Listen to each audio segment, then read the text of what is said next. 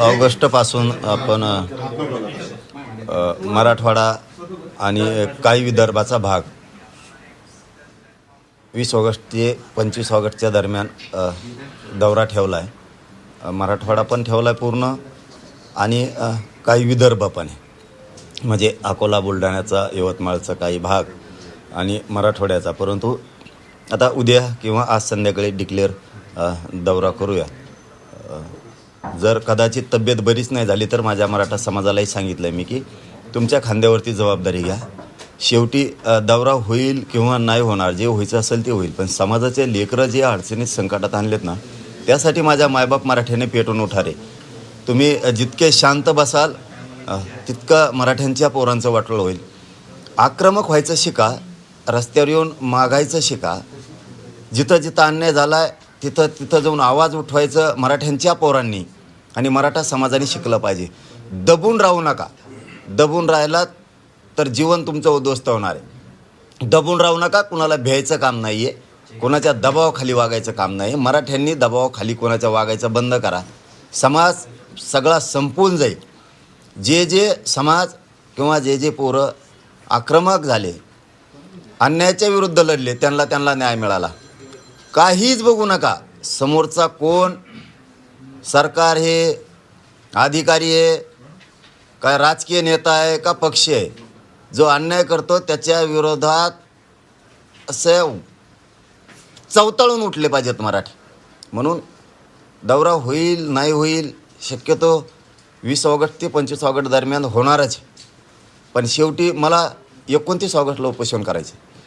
त्यामुळं माझ्याकडेही समाजानं लक्ष ठेवा की मलाही तब्येतीची थोडी काळजी घ्यावं लागणार आहे, आराम करावा लागणार आहे. कारण 29 ऑगस्टच्या नंतर पुन्हा जीवघेणा प्रवास सुरू होणार आहे उपोषणातून.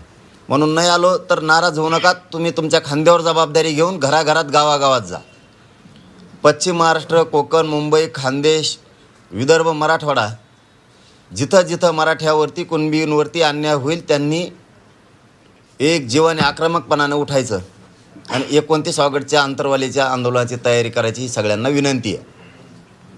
पटेल, एक तुम्ही एरवी बोलत नाही ओबीसी नेत्यांवर, पण एक वाक्य तुम्हाला ऐकून दाखवतो. पैसा आणि गोंडस मुलं पाहून मराठा समाजाच्या मुली ओबीसीच्या घरात घुसतात आणि त्यांच्याशी लग्न करतात, संसार करतात, असं नवनाथ वाघमारे म्हणतात. काय असतं बघा, आम्ही कधीही, मी इतका बोलतो पण कोणाच्या लेकी बाळीवरती कधी बोललो नाही, महिलांवरती आणि गोरगरीब समाजावरती बोललो नाही. मी इतका बोलतो की प्रचंड, पण मी कधीच हिंदू असल, मुस्लिम असल, बौद्ध असल, कुठल्याच जातीतल्या लेकी बाळीला कधी बोललो नाही, कधीच बोललो नाही. आणि गरीब समाजाला सुद्धा बोललो नाही, नेत्याला बोललो. पण मराठ्यांच्या लेकी बाळीवरती जर कोणी बोलणार असेल, 100% ती घुरट पैदाशी, 100%. कारण ज्यांच्या तोंडातून लेकीबाळींबद्दल असं येतं आहे जाहीरपणानं मीडियावरती, 100% ही वड्या वगळीची चावलादी. खूप खूप जणांनी ही केलेली आणि ते अंदाजे तसं दिसतंय. पण प्रत्येक माणूस बोलायला लागला की ते हातात हात देण्याऐवजी अगोदर ढुंगण पुढं करतो. म्हणजे ते दिसतं बी, काहींच्या मनगटात दम असतो, याच्या ढुंगात दम आहे. त्याच्यामुळे ते दिसतंय पण तसं. म्हणजे आता कसं आला असं ते समजून घ्या. ही प्रकार करणाऱ्या अवलादी, समाजात दुही निर्माण करणाऱ्या अवलादी आणि समर्थन करणाऱ्याच्या त्याच्यापेक्षा बेकार फायदाशी, त्याच्यापेक्षा पण. आम्ही नाही कोणाच्या लेकीबद्दल बोललो. आम्ही म्हणलो का दाखवायच्या का दुसऱ्या बाजू बी? मग दाखायची का? दाखायची का दुसरी बाजू? तुम्ही जर आमच्या गरीब मराठ्यांच्या, श्रीमंत मराठ्याच्या लेकीबाळींबद्दल असं बोलत असलात, तुमचं दाखवायचं का? लय वासुदेव होईल बरं. मग इतक्या नीच थराला जर तुम्ही गेलात ना, मराठ्यांचे पोट्टे गाबडे सुद्धा सोपे नाहीत. मग हो, तुम्ही आता लय वाईट थराला गेलात. आम्हाला त्याच्यापेक्षाही वाईट थराला जाता येतं. सुरुवात तुम्ही केली ना आता मराठीसुद्धा त्याच भाषेत तुम्हाला बोलणार. पण पाटील अशी भाषा समर्थनीय नाही ना, कोणाचीही असलं तरी. आंदोलकांची भाषा असावी. आता काही लोक त्यांच्यात असे म्हणतात की पाटलांची भाषा अनेकदा घसरते म्हणून. दाखविता का एखादी? मुख्यमंत्र्यांच्या बद्दल, त्यांच्या घरच्या बद्दल बोलतात. अरे ती भाषा आहे. आज पळून गेली म्हणतो का आई? पळून गेली म्हणलो काय? असं काही जोडू नका कोणीकडचे कोणीकडं. भाषा डायरेक्ट म्हणणं, आमकी पळून याच्या घरात घुसली, त्याच्या घरात घुसली. मी घुसली म्हणलो का? तुम्ही जो प्रश्न विचारला मी म्हणलं त्याच्या दुसऱ्याच्या घरात घुसली, असं नाही. मी जे बोलतो ते नेत्याला बोलतो. आया बहिणीवर बोललो नाही ना त्यांच्या. अशी पळून गेली आणि घरात घुसली, ही भाषा नाही करत आम्ही. लेकी बाळीला कोणाच्याच ओबीसीच्या दुखवलं नाही आम्ही कधी, कधीच नाही. माणसाला नेत्याला तर बोलणारच ना. तेही कित्येक वेळेस बोललेत मला, माझ्या समाजाला पण उत्तर दिलं की मी त्याच्यावर. दाखवा तुम्हीच बाईट आहेत का नाही तुमच्याकडं. ते कित्येक वेळेस तरी बोललेत, असाच आहे तसाच आहे, कित्येक तरी. काही काही न सांगण्यासारखं सुद्धा आहे. माझ्यावर बोलले. पण तुम्ही आता लेकी बाल्यावर बोलणार असलात, आता सुट्टी नसती, आता सुट्टी नसती.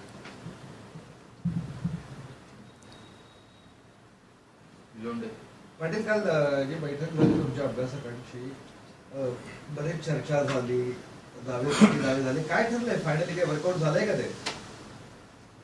माझं कर्तव्य जे होतं समाजापुढं ते मी पूर्ण केलं, 100% पूर्ण केलं. राज्यातल्या सगळ्या अभ्यासकांना 16 ऑगस्टला म्हणजे मी काल बोलवलं.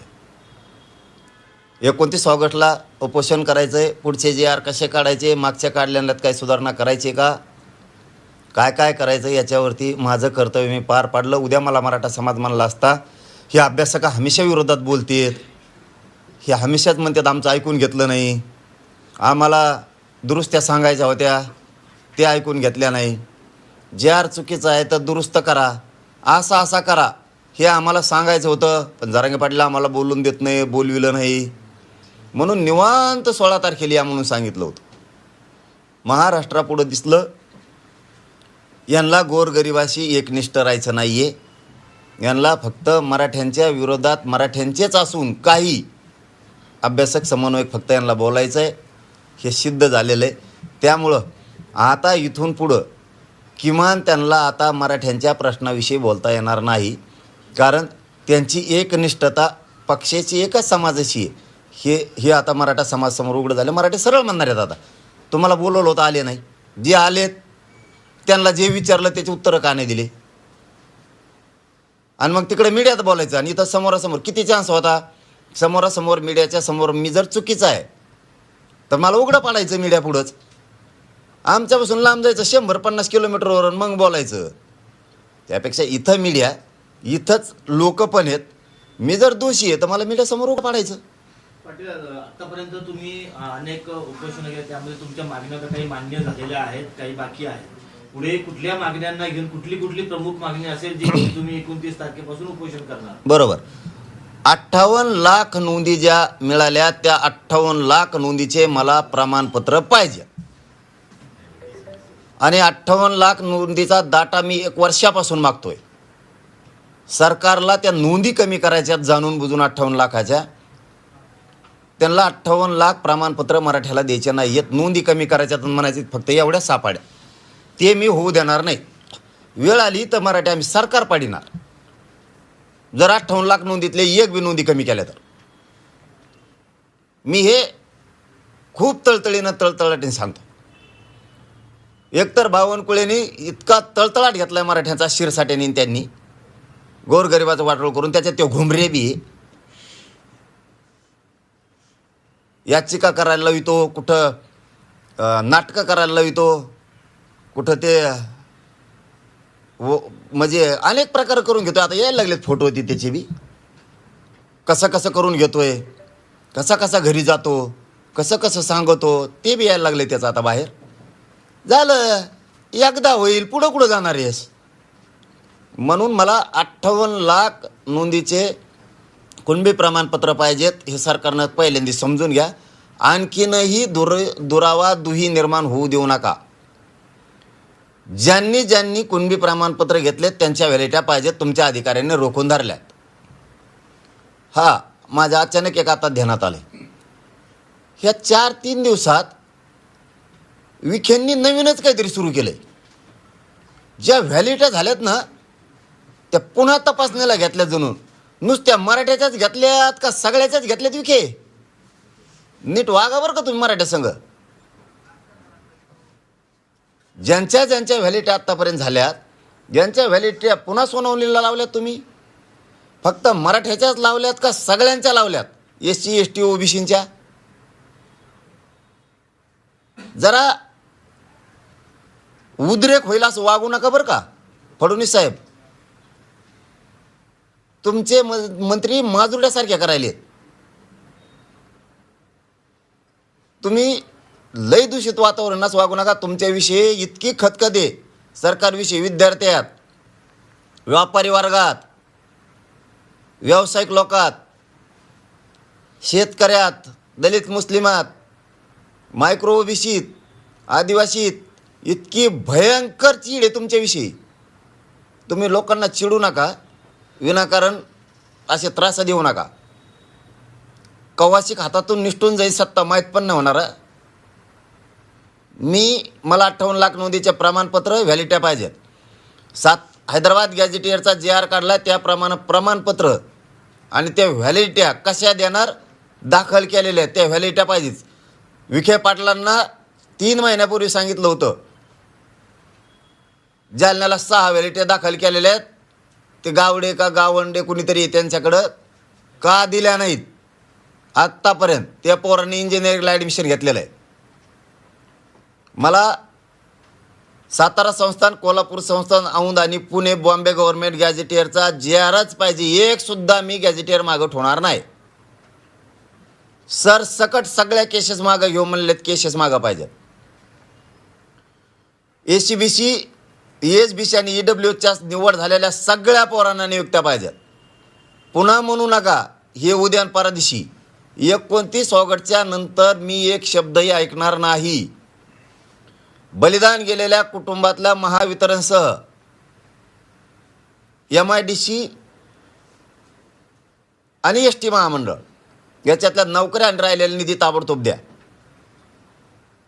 अण्णासाहेब पाटील विकास महामंडळातला एकही परतावा 29 ऑगस्टपर्यंत थांबला नाही पाहिजे. 28 ऑगस्टपर्यंत एक पण, सगळे परतावे द्यायचे. 28 ऑगस्टच्या आत सारथीच्या जेवढ्या योजना बंद पडल्या त्या सगळ्या सुरू करायच्या. सारथीला जेवढा निधी कमी पडतोय तो सगळा द्यायचा. पंजाबराव देशमुखांच्या शिष्यवृत्ती योजनेच्या अंतर्गत ज्या ज्या पोरांच्या शिष्यवृत्त्या थांबल्यात त्या सगळ्या द्यायच्या. 28 ऑगस्टच्या आत. परत पुन्हा मी ऐकून घेणार नाही. तुम्ही चुकीचे धोरणं राबवायला तर मराठ्याला येड्यात काढायला. तुम्ही JR काढला मराठ्यांना OBCच्या सोयी सवलतीचा आणि सुविधाचा, लागू का नाही केला?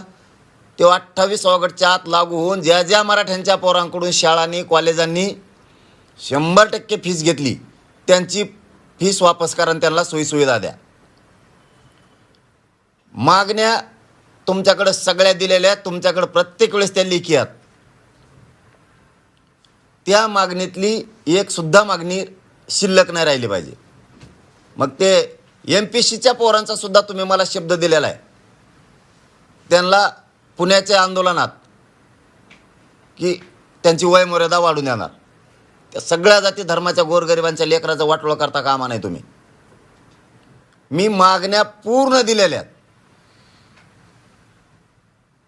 जेवढ्या व्हॅलिट्या थांबवल्यात त्या पुऱ्या द्यायच्यात. आता हैदराबाद गॅझेटियरनुसार जे अर्ज आले त्यानुसार प्रमाणपत्र द्यायचे. आणि विशेष 28 ऑगस्टच्या आत हे 4 प्रमाणपत्र जे रद्द केलेत ना तुम्ही, ते मला रद्द केलेले वैध पाहिजेत. कारण त्यांच्या व्हॅलिट्या झालेल्या आहेत तरी तुम्ही रद्द राजकीय दबावापोटी केलेलं आहे. शिंदेनी सांगितलं त्या शिरसाटला आणि त्या शिरसाटेनी केलं आहे. तुम्ही लोक गरम करू नका, तुम्हाला गोडीच सांगतो. आणि फडणवीसच्या सांगण्यावर त्या बावनकुळ्यांनी केलं आहे. व्हॅलिट्या झालेला असून प्रमाणपत्र रद्द कसं काय? बघा, एक इथलं गौरचं प्रकरण आहे. तिच्या चुलत्याचं कुणबी आहे पुढं लिहिलेलं आणि खाली नुसतं कू आहे. काल सांगितलं मी तुम्हाला. ते म्हणतो वरचं कुणबी आहे बरोबर आहे, पण हे खालचं तुमच्या खाली कुठे डॅश डॅश मारले असते सदर म्हणून. तर कुचं कुत्रं होतं, कुलकर्णी होतं, हे अधिकारी. मग कुणबीच्या वर फक्त गु गु गु गु गु लिहिलेले. त्याचा अर्थ काय काढणार आहे अधिकारी?